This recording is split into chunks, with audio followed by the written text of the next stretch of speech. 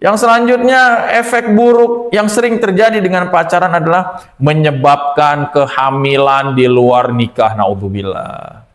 Berapa banyak pasangan muda-mudi belum bersuami sudah berbayi karena berdua-duaan bersunyi sepi di kamar yang keji.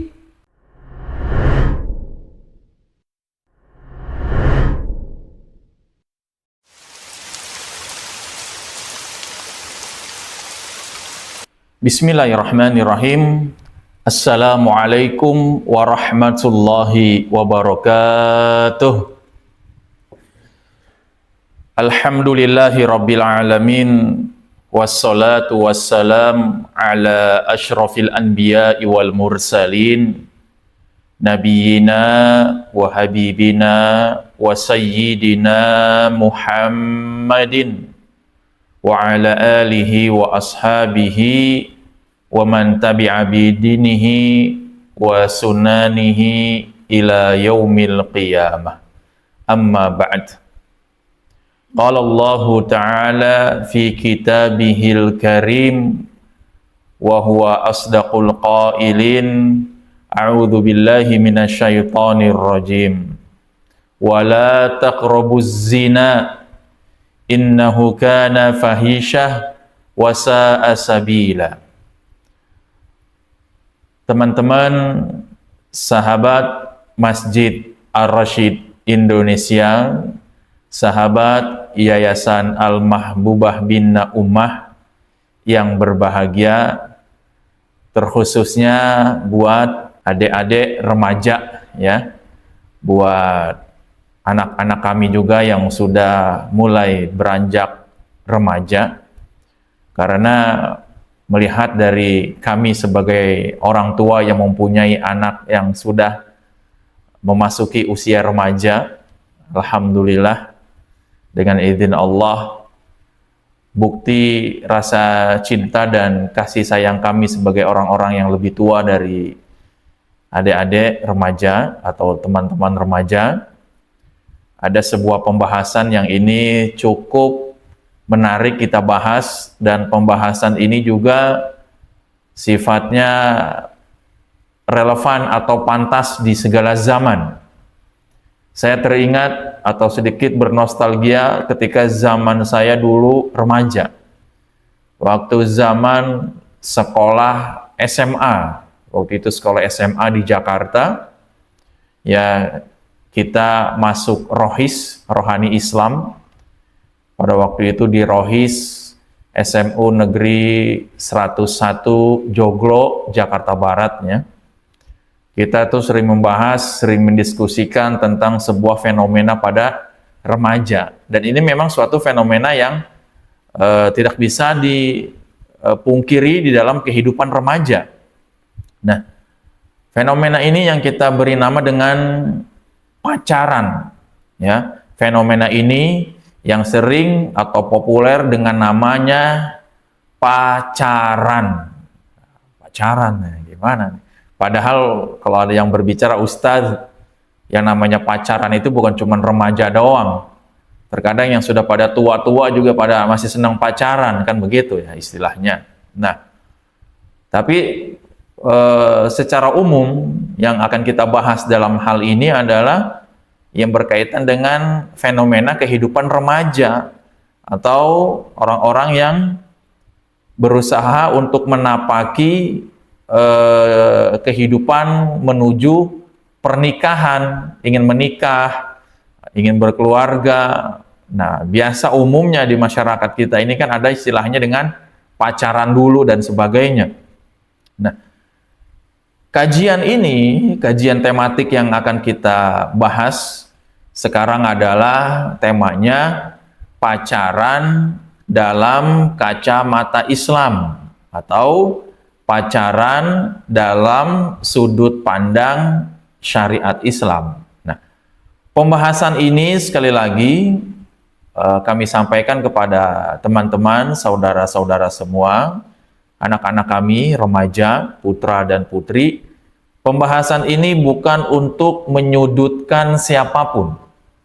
Ya, Pembahasan ini bukan untuk menjatuhkan atau menghukumi siapapun, apalagi figur-figur tertentu, apalagi pribadi-pribadi tertentu, tidak ada.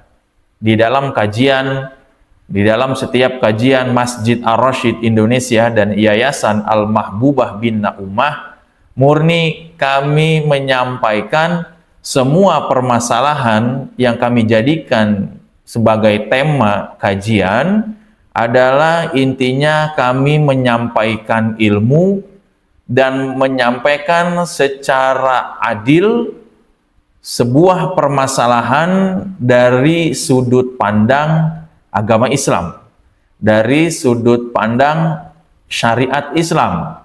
Ya, ini semuanya yang harus kita pahami, bagaimanakah Islam memandang hal atau perbuatan atau fenomena yang disebut dengan pacaran. Nah, ini pastinya merujuk kepada dalil-dalil yang jelas dari Al-Quran dan As-Sunnah, dari Al-Quran dan hadis, dan juga dari penjelasan para ulama-ulama yang semuanya kita fokuskan pendapatnya untuk tema kita sekarang, yaitu pacaran dalam kacamata Islam atau pacaran dalam pandangan Islam. Nah, teman-teman remaja, teman-teman yang sekarang sedang menapaki usia-usia yang sedang bersemangatnya, remaja itu, kami pengalaman lah bagaimana memasuki usia remaja dulu beberapa puluh tahun yang lalu. Sekarang kita kan sudah menuju angka 50 ya, menuju kepala 5. Sedangkan remaja itu kan di antara usia 15 tahun sampai 25, itu remaja gitu kan. Dulu pun kami pernah merasakan hal tersebut. Nah, baik merasakan hal-hal yang positif ataupun merasakan hal-hal yang negatif dari masa-masa remaja kami. Nah, disinilah kami dalam bentuk kasih sayang kami kepada teman-teman atau adik-adik remaja, yang bagusnya ambil dan yang buruknya jadikan pelajaran, jangan sampai hal buruk tersebut mengenai atau hal buruk tersebut dirasakan oleh adik-adik, oleh teman-teman remaja. Nah, dalam hal pacaran ini, sebelum kita bahas tentang efek, akibat, resiko, dan fenomena-fenomena negatif yang terjadi, sekarang kita bahas dulu pacaran di dalam syariat Islam. Nah, pacaran itu bisa kita ambil tema di dalam kajian ini, pembahasannya adalah pacaran dalam pandangan Islam antara cinta, syahwat, dan jalan menuju maksiat. Masya Allah, judulnya Ustadz, antara cinta, syahwat, dan jalan menuju maksiat. Nah, teman-teman, adik-adik remaja, semuanya anak-anak muda, di zaman sekarang pacaran seolah-olah sudah menjadi budaya. Ya, pacaran itu sudah menjadi budaya, bahkan banyak di kalangan muslimin sendiri, di kalangan umat Islam sendiri, banyak yang mengatakan kalau tidak pacaran, bagaimana bisa saling mengenal? Ustadz, gimana kalau nggak pacaran, Ustadz? Kalau nggak pacaran nanti kita nggak bisa saling mengenal. Nah, kan seperti itu. Itu kan argumentasinya banyak ya bagi orang-orang yang insya Allah berusaha untuk mencari jalan keselamatan dalam dunia dan akhiratnya, biar selalu selamat berdasarkan tuntunan agama. Banyak yang berkata, Ustadz kalau tidak pacaran, nanti bagaimana kita saling mengenal? Nah, atau ada pula yang berkata, di sebagian umat kita itu, di sebagian kaum muslimin, ada juga yang berargumen, Ustadz, pacaran kan tidak apa-apa. Yang penting tidak berzina. Nah, itu kan banyak yang seperti itu. Pacaran kan tidak apa-apa, Ustadz. Yang penting tidak berzina. Padahal kalau kita melihat dari persentase keumuman dari pacaran, padahal justru inilah pemahaman-pemahaman yang bertentangan dengan syariat. Islam bukan saja mengharamkan perzinahan, jelas zina itu adalah haramun wa kabairun. Nah, zina adalah haram dan termasuk dari dosa besar. Akan tetapi Islam dengan rahmatan lil alaminnya, Islam yang merupakan rahmat bagi seluruh alam semesta, juga mengharamkan seluruh jalan-jalan yang menjurus atau seluruh jalan-jalan yang mengantarkan kepada perbuatan zina tersebut. Wah, nih Ustadz keras nih, langsung menuju zina saja nih. Ya, sabar ya adik-adik remaja, tenang. Nah, ini kita bahas. Coba sebelum kita bahas lebih jauh, kita niatkan belajar ini untuk biar kita bisa memahami Islam ini dengan hati nurani yang bersih ya. Singkirkan dulu segala hal-hal yang mengganjal, tapi kita dengarkan dulu bagaimana syariat Islam memandang tentang pacaran ini. Adik-adik remaja, sahabat Masjid Ar-Rasyid Indonesia, sahabat Yayasan Al-Mahbubah Bina Ummah, sebelum ini kita mau tanya, ada nggak yang bisa menjawab? Coba teman-teman yang melihat atau yang menyimak melalui live, bisa ditulis di kolom komentarnya atau di ketikannya. Saya mau tanya, apa sih yang dimaksud dengan pacaran? Ayo, berapa orang bisa jawab? Apakah yang dimaksud dengan pacaran? Ada jawabannya nggak Pak Admin? Belum ada ya? Oke, kita jawab.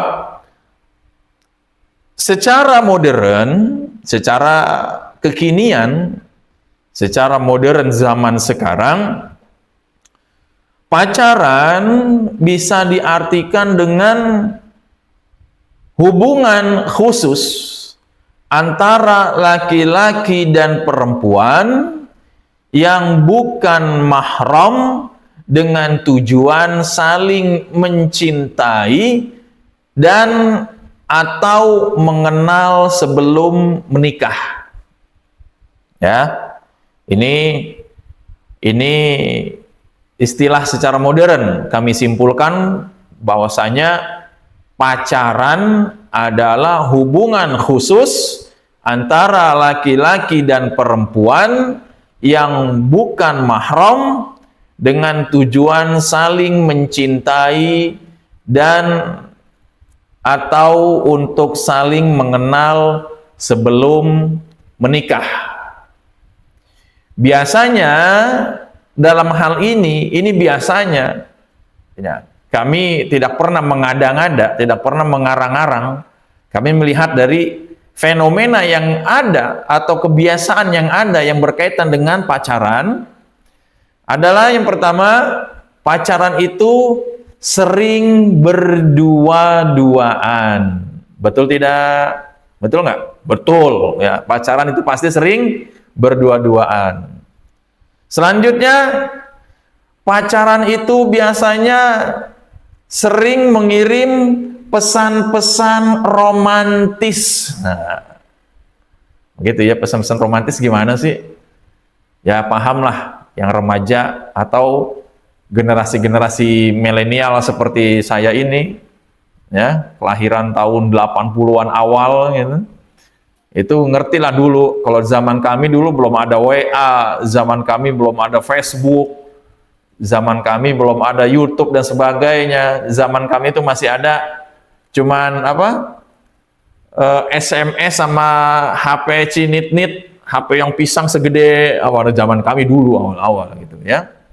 Tapi yang namanya memang hal seperti itu tetap saja ada. Yang namanya pacaran itu yang namanya pacaran itu isinya salah satunya adalah saling mengirim pesan-pesan romantis, padahal belum suami istri.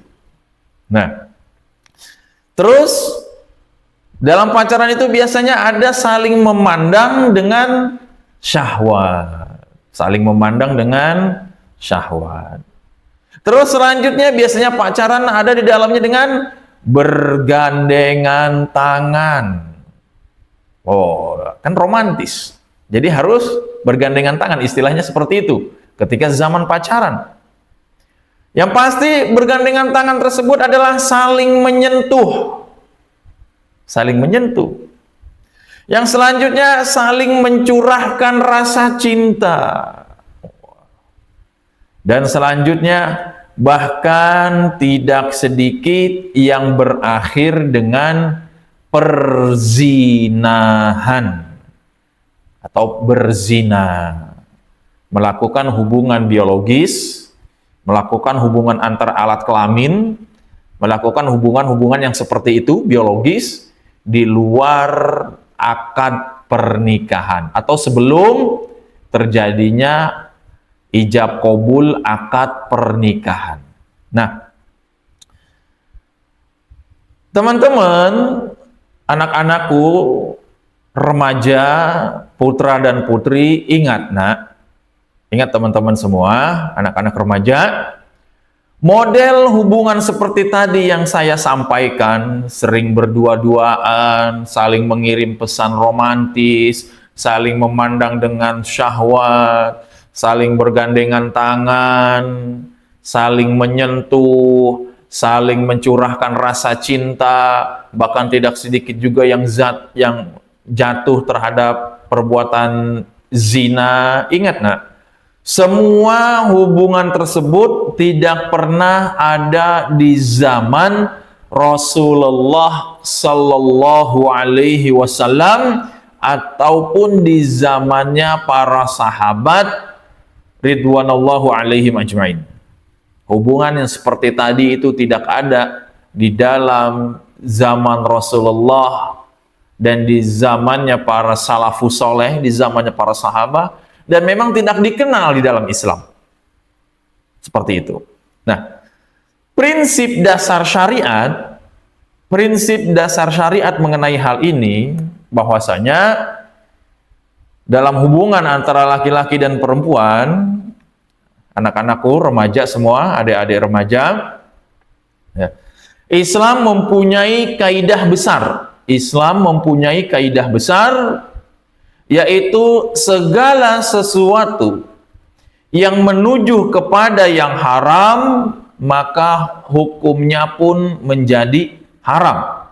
Segala sesuatu yang mengantarkan kepada yang haram, maka hal yang mengantarkan kepada yang haram tersebut itu menjadi haram pula.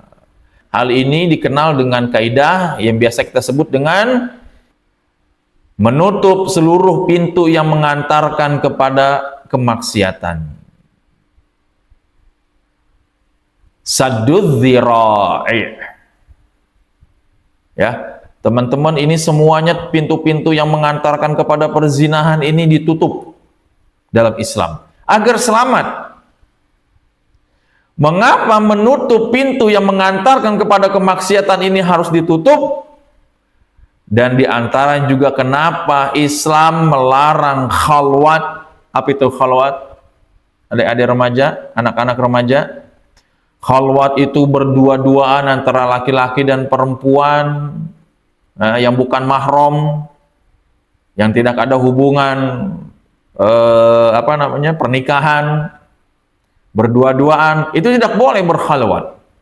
Terus bertabarruj, berhias-berhias dengan hiasan-hiasan yang dilarang oleh syariah.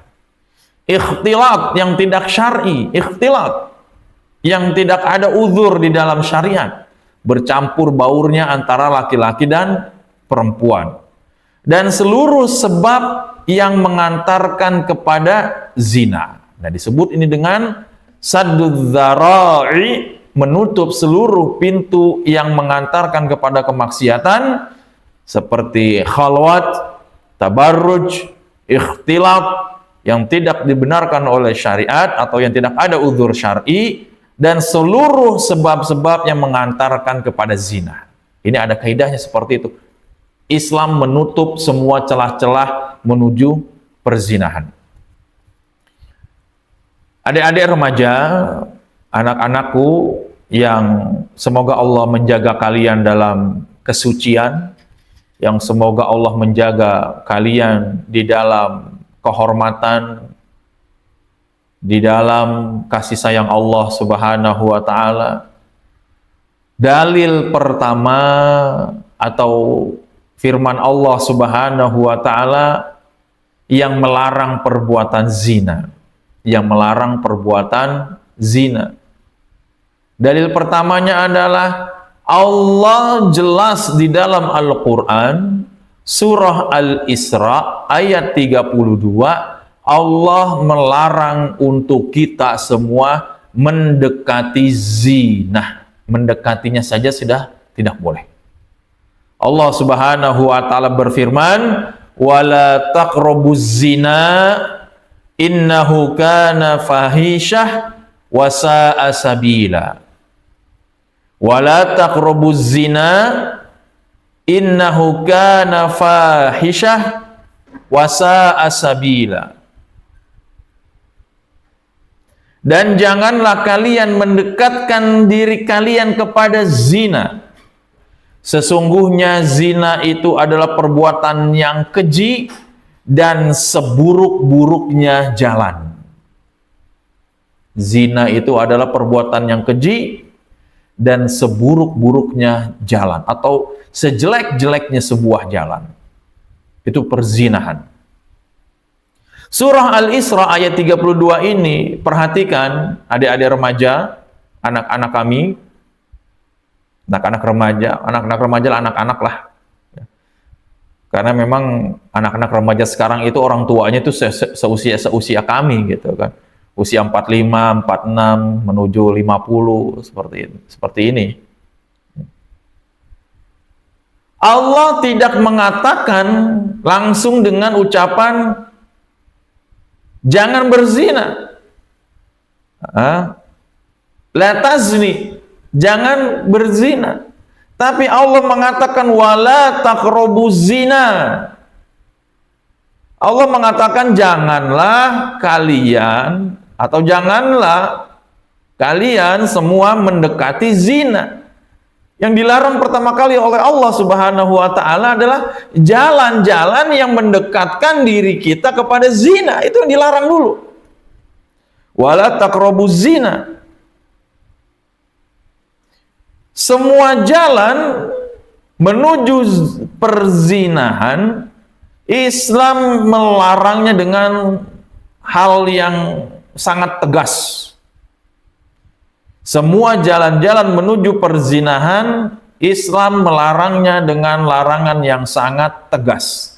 Ketika Allah Subhanahu wa taala yang melarang, ketika Allah Subhanahu wa taala yang menyuruh kita untuk menjauhi hal tersebut, sudah pasti Allah mendatangkan atau memberikan hukuman bagi setiap siapapun yang melanggar larangan tersebut. Wala taqrabuz zina. Penjelasan dari para ulama tentang ayat ini diantaranya adalah Al-Imam Ibnu Katsir di dalam kitab tafsirnya menjelaskan bahwa ayat ini merupakan larangan terhadap zina sekaligus larangan terhadap semua sebab-sebab yang mengantarkan kepada perzinahan tersebut. Dari hal ini jelas kita bisa ambil kesimpulan bahwasanya pacaran menjadi salah satu pintu masuk menuju zina. Itu yang pertama ya.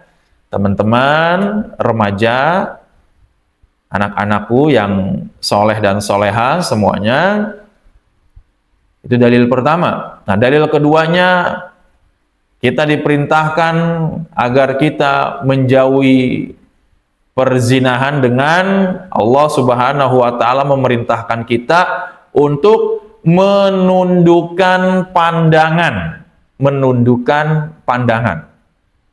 Allah Subhanahu wa taala berfirman dalam surah An-Nur ayat 30, "Qul lil mu'minina yaghuddu min absarihim wa yahfadhu furujahum dzalika azka lahum." Kita ulangi lagi. Allah Subhanahu wa taala berfirman yang memerintahkan kita untuk menundukkan pandangan adalah surah An-Nur ayat 31. Allah Subhanahu wa taala berfirman, "Qul lil mu'minina yaghuddu min absarihim wa yahfadhu furujahum dzalika azka lahum." Katakanlah kepada laki-laki yang beriman agar mereka menundukkan pandangan mereka dan menjaga kemaluan mereka. Kemudian Allah Subhanahu wa taala melanjutkan dalam ayat setelahnya. Surah An-Nur ayat 31. Qul lil mu'minati yaghdudna min absarihinna wa yahfadna furujahunna. Kalau tadi ayat surah An-Nur ayat 30 itu untuk laki-laki, dan sekarang surah An-Nur ayat 31 ini untuk yang perempuan. Wa qul lil mu'minati yaghdudna min absarihinna wa yahfadna furujahunna. Dan katakanlah untuk wanita-wanita yang beriman agar mereka menundukkan pandangan-pandangan mereka dan menjaga atau menjaga kemaluan mereka. Orang-orang wanita-wanita yang beriman seperti itu. Dan katakanlah kepada wanita-wanita yang beriman agar mereka menundukkan pandangan-pandangan mereka dan menjaga kemaluan mereka. Yang laki-laki dan yang perempuan semuanya diperintah oleh Allah Subhanahu wa taala. Nah, remaja, putra dan putri, anak-anak kami yang Allah jaga dalam kasih sayangnya, pacaran justru dibangun di atas aktivitas saling memandang dengan tanda kutip disebut dengan rasa cinta.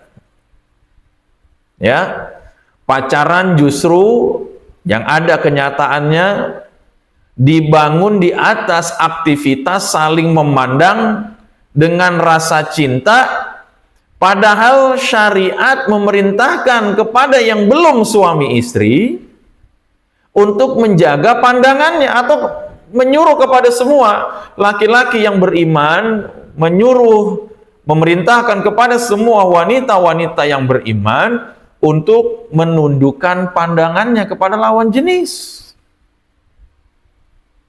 Nah, biasanya dari mata, dari pandangan, itu timbul di hati.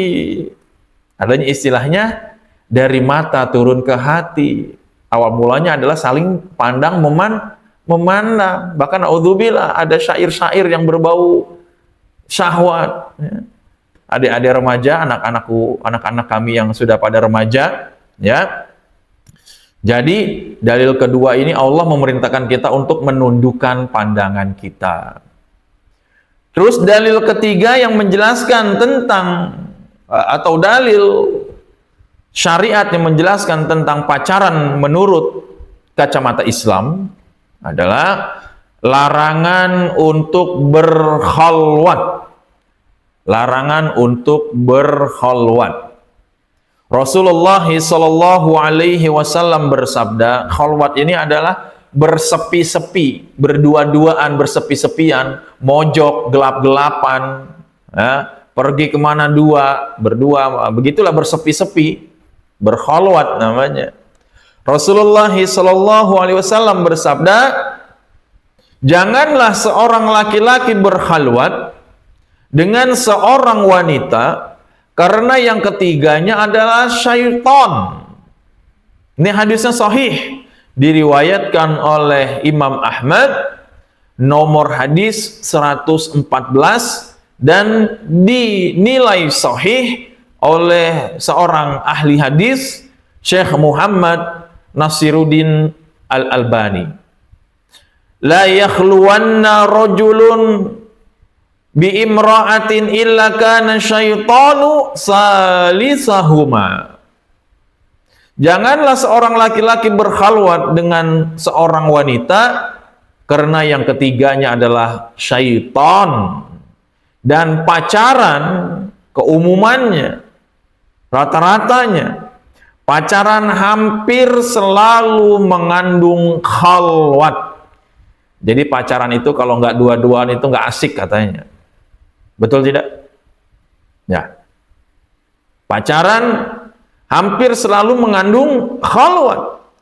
Padahal Rasulullah SAW telah memperingatkan bahwa setan akan menghiasi maksiat tersebut. Adik-adik remaja, anak-anak remaja, putra-putri kami yang selalu dijaga oleh Allah Subhanahu wa taala. Selanjutnya kami sampaikan dalil keempat. Pacaran dalam kacamata Islam. Dalil keempatnya adalah Islam mengharamkan menyentuh lawan jenis. Islam mengharamkan menyentuh lawan jenis, apalagi yang bukan mahram. Ya, Islam mengharamkan menyentuh lawan jenis. Rasulullah sallallahu alaihi wasallam bersabda, ditusuk kepala seseorang dengan jarum besi lebih baik daripada menyentuh wanita yang tidak halal baginya. Nah, ini dalilnya, hadisnya riwayat Imam At-Tabrani dan dinilai hasan oleh Syekh Muhammad Nasiruddin Al-Albani. La'an yut'ana fi ra'si ahadikum bimikhyatin min hadidin khairun lahu min ayyamassa imra'atan la tahillu lahu. Ditusuk kepala seorang dengan jarum besi lebih baik daripada menyentuh wanita yang tidak halal baginya. Pacaran hampir selalu dilewati dengan sentuhan. Jadi pacaran kalau nggak sentuh-sentuhan, kalau nggak pegang-pegangan itu nggak asik katanya jamaah. Ya, pacaran hampir selalu diawali dengan sentuhan, padahal sentuhan itu sendiri yang belum halal, yang bukan mahramnya, itu dilarang oleh syariat. Dan pacaran selalu dihiasi dengan sentuh-sentuhan. Dalil kelima, adik-adik remaja, anak-anakku remaja, pacaran dalam kacamata Islam atau pacaran dalam sudut pandang syariat Islam, dalil kelimanya adalah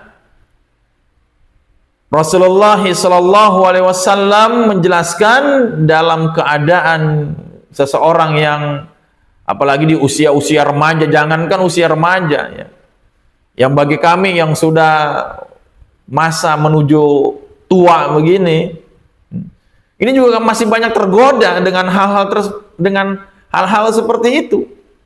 Orang-orang yang sudah menapaki usia 50, 60, seusia kami ini, yang punya anak-anak remaja seperti adik-adik semua, seperti anak-anak semua. Zina mata, zina telinga, zina hati itu nyata adanya. Zina mata, zina telinga, zina hati itu nyata adanya. Rasulullah SAW bersabda, kedua mata berzina dengan melihat, kedua telinga berzina dengan mendengar, lisan berzina dengan berbicara, tangan berzina dengan menyentuh, kaki berzina dengan melangkah, hati berangan-angan, kemudian kemaluan membenarkan atau mendustakannya. Hadis sahih. Ini ucapan Nabi kita. Ucapan Rasulullah SAW, anak-anakku. Ucapan orang yang paling dicintai oleh Allah Subhanahu wa taala, Rasulullah.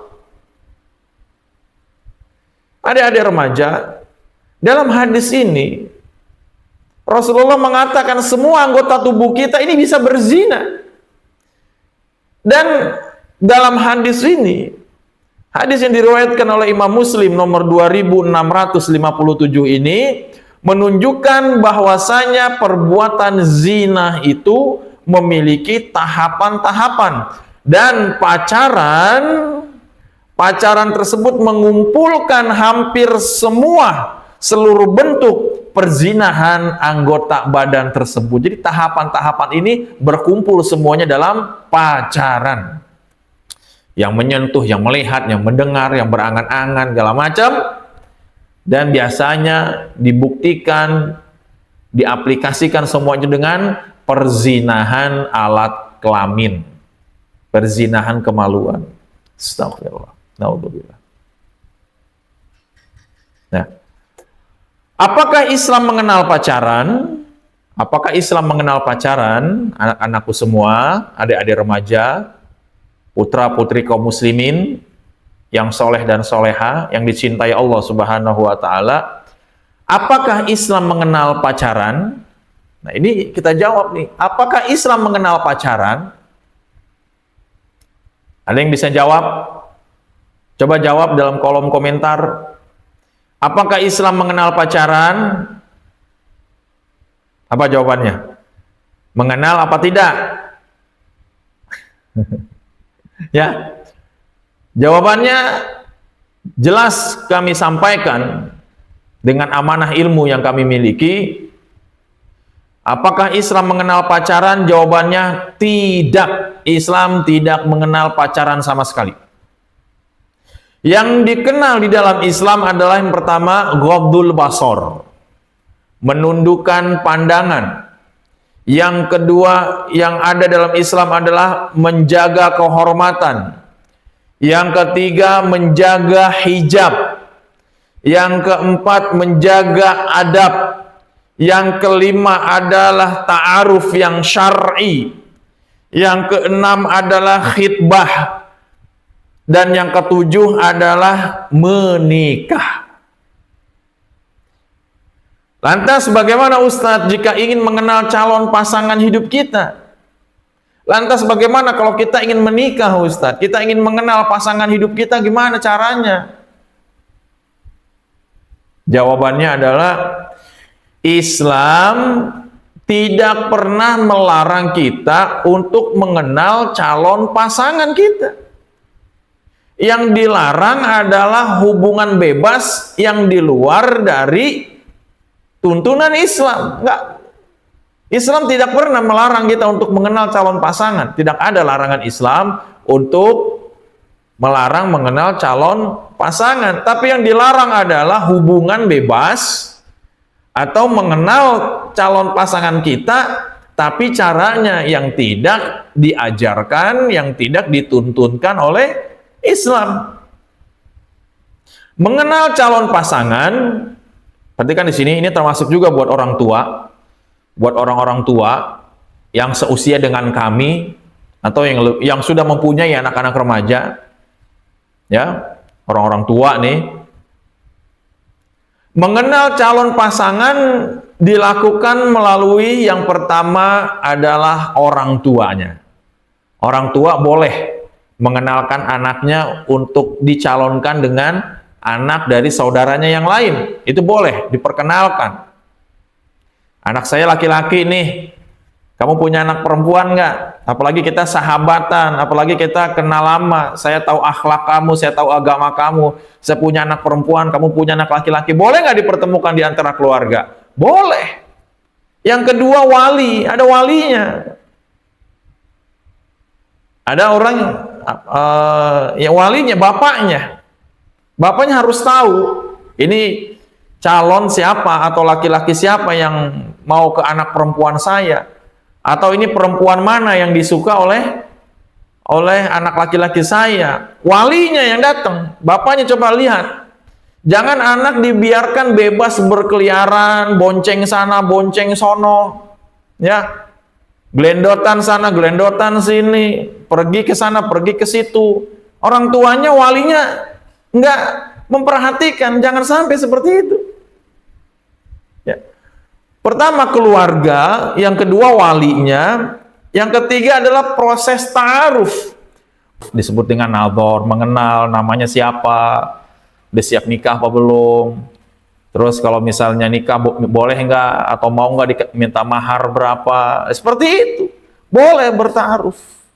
Ya, jadi semuanya proses-proses ini adalah proses-proses yang dibenarkan di dalam syariat, dan pacaran itu biasanya melabrak semua atau banyak melabrak batasan-batasan larangan dalam hukum syariat.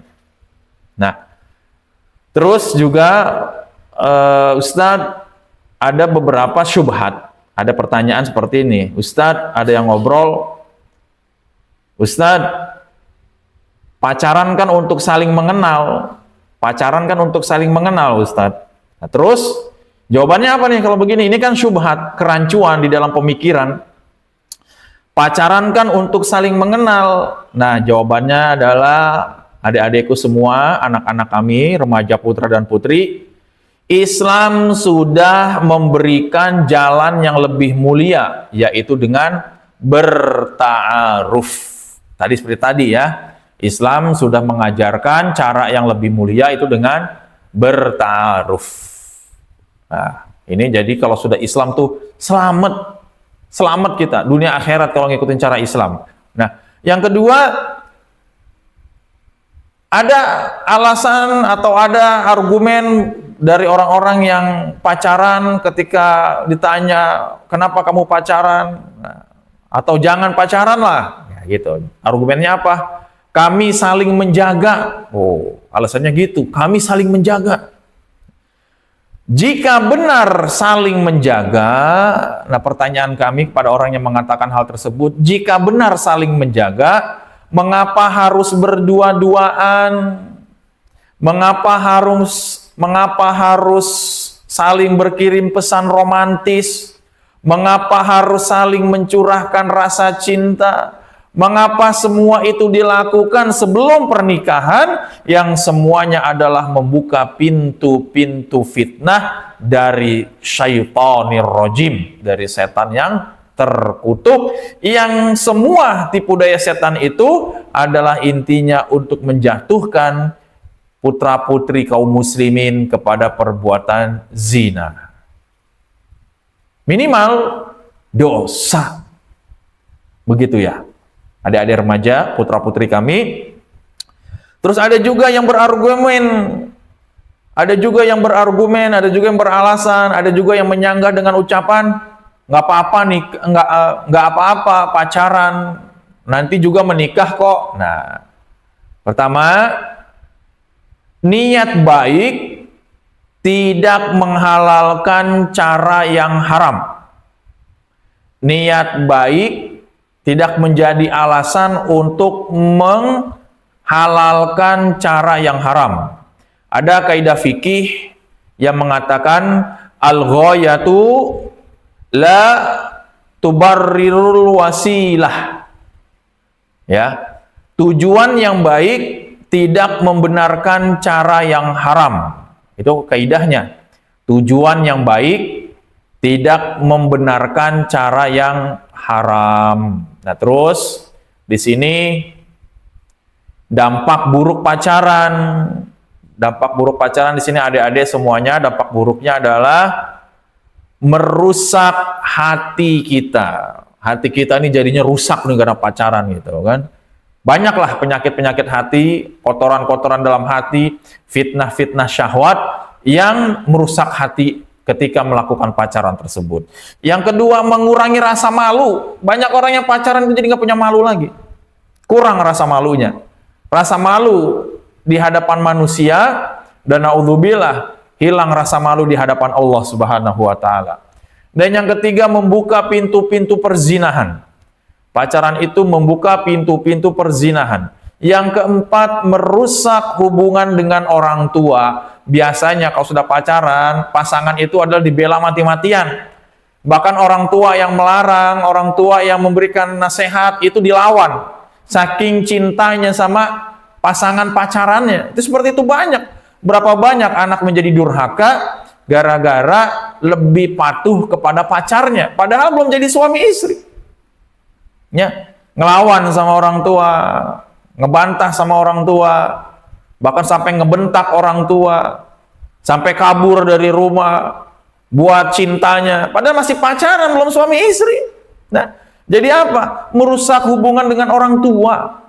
Yang selanjutnya menimbulkan patah hati ketika cinta sudah diberikan, ketika tubuh sudah diberikan, ketika semuanya sudah dikasak-kesek gitu ya, selama pacaran ditinggalin. Pacaran kan belum ada hubungan apapun, belum ada hubungan secara resmi agama. Nah, tapi udah dikekesek ya, sudah dihabisin pada saat pacaran, ditinggalin, patah hati, stres. Makanya banyak yang bunuh diri gara-gara putus pacaran, naudzubillah, atau frustasi atau stres. Nah, mengganggu ibadah, jelas maksiat itu mengurangi nikmatnya ibadah. Maksiat itu mengurangi atau menghilangkan nikmatnya ibadah. Orang-orang yang banyak bermaksiat itu tidak ada nikmatnya ibadah dalam dirinya. Dan pacaran itu salah satunya adalah menimbulkan gangguan untuk beribadah. Yang selanjutnya, efek buruk yang sering terjadi dengan pacaran adalah menyebabkan kehamilan di luar nikah, naudzubillah. Berapa banyak pasangan muda-mudi belum bersuami sudah berbayi karena berdua-duaan bersunyi sepi di kamar yang keji. Ya, ngapain coba laki-laki sama perempuan di dalam kamar belum nikah? Berzina, hamil di luar nikah, banyak kejadian seperti itu. Ya, sudah hamil beberapa bulan, baru mau nikah. Nah, akhirnya nikahnya baru 5 bulan, istrinya sudah brojol duluan. Nikah baru 5 bulan, hamilnya sudah 9 bulan, berarti kan sudah lebih 3 bulan itu. Sudah ada bayi dari hasil zina dalam perut perempuannya. Dan ini semuanya dari perzinahan karena awal mulanya adalah pacaran. Dan yang selanjutnya adalah merusak kehormatan keluarga. Setelah hamil di luar nikah itu jadi aib. Aib buat keluarga. Sekarang saya tanya kepada teman-teman yang orang tua seperti saya. Naudzubillah. Ketika mungkin anak gadis kita hamil di luar nikah, anak perempuan kita hamil di luar nikah, malu nggak? Malu. Malu. Aib. Anak belum nikah kok sudah hamil. Nah, ini adalah efek dari pacaran yang bisa merusak kehormatan keluarga. Dan yang selanjutnya menjauhkan keberkahan rumah tangga. Karena biasanya kalau sudah pacaran, ya udah puas waktu pacaran, merajut cinta, menikmati syahwat, itu biasanya kalau sudah nikah itu udah nggak ada kenikmatan lagi di dalam rumah tangga. Makanya yang pacarannya bertahun-tahun, setahun, 2 tahun, 3 tahun, ya sampai kayak begitu, itu biasanya banyak perceraiannya. Karena apa? Menjauhkan keberkahan dari rumah tangga. Apalagi yang biasanya hamil duluan, nah, itu rata-rata pernikahannya nggak ada yang lama. Inilah efek dari pacaran. Nah, ini buat anak-anak remaja, adik-adik remaja, anak-anak kami yang dimuliakan Allah Subhanahu wa taala, jauhilah semuanya dari hal-hal tersebut. Nah, solusi Islam buat itu semua yang pertama adalah perbaiki keimanan kita. Perbaiki terus keimanan kita kepada Allah Subhanahu wa taala. Yang kedua, jaga pandangan kita. Jaga pandangan kita. Jaga. Jangan sampai panah-panah syaitan itu dari mata turun ke hati kita yang menjadikan kita tergoda dan sampai naudzubillah terjerumus jatuh kepada perbuatan zina tersebut dengan wasilah pacaran.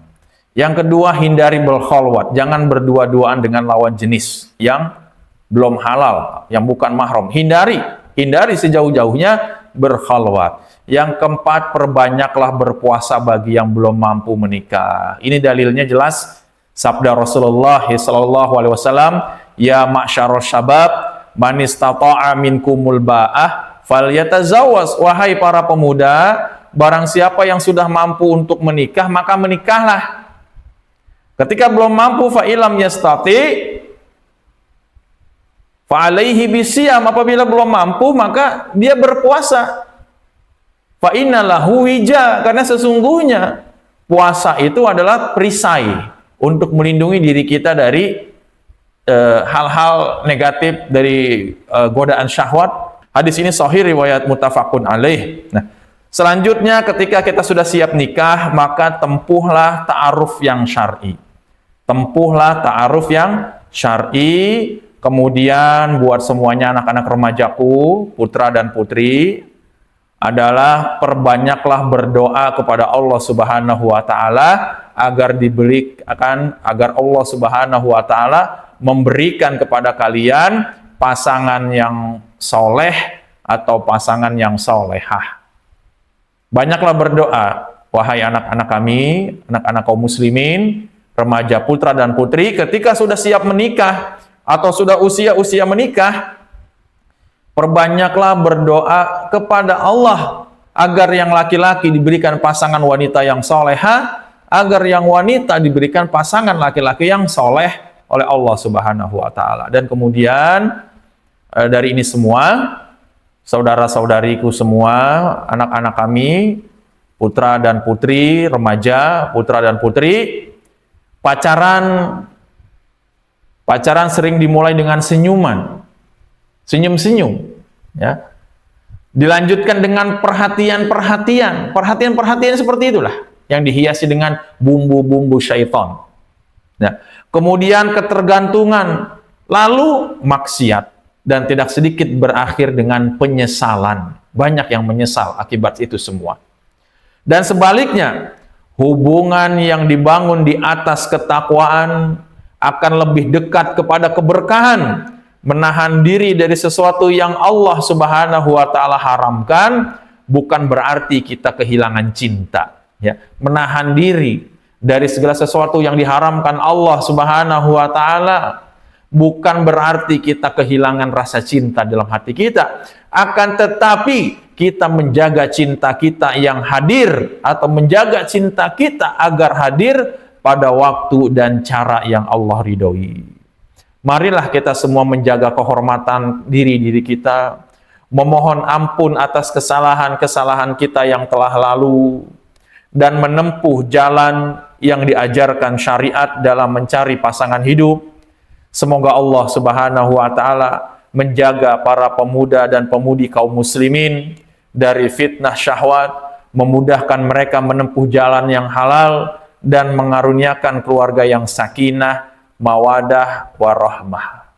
Ya, semuanya anak-anakku, remaja putra dan putri kaum muslimin, mari semuanya kita mendekatkan diri kita kepada Allah Subhanahu wa taala. Semua kita saling bantu-membantu di dalam kebaikan dan ketakwaan agar kita semuanya selamat di dunia dan di akhirat.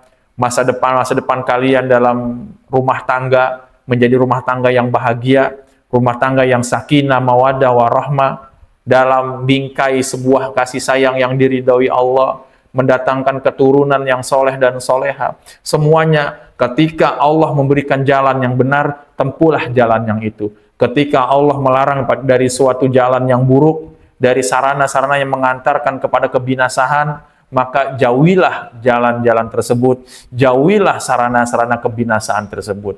Dan Allah memberikan kita semuanya tuntunan Islam yang sempurna ini adalah untuk keselamatan kita di dunia dan di akhirat. Nah, mungkin cukup sementara pembahasan tentang pacaran dalam kacamata Islam. Mungkin nanti besok kita bahas dalam hal-hal yang lain.